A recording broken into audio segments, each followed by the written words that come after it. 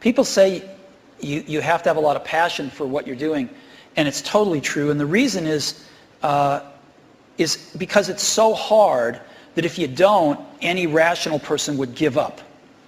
It's really hard, and you have to do it over a sustained period of time. So if you don't love it, if you're not having fun doing it, and you don't really love it, you're going to give up.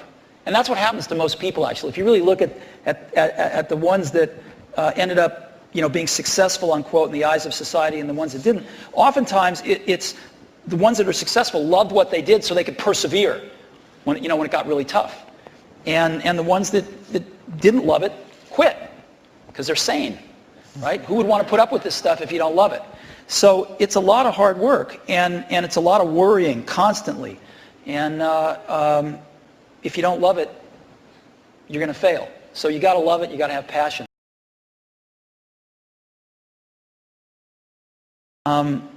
You've got to be a really good talent scout, because no matter how smart you are, you need a team of great people, and you've got to figure out how to size people up fairly quickly, make decisions without knowing people too well, and hire them, and see how you do and refine your intuition, and be able to help build an organization that can eventually just build itself, because you need great people around you.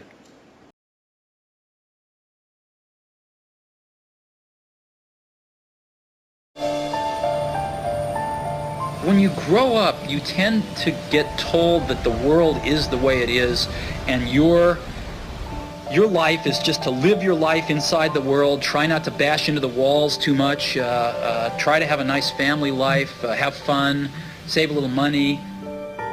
That's a very limited life. Life can be much broader once you discover one simple fact, and that is everything around you that you call life was made up by people that were no smarter than you. And you can change it, you can influence it, you can build your own things that other people can use. Once you learn that, you'll never be the same again. Here's to the crazy ones, the misfits, the rebels, the troublemakers, the round pegs in the square holes.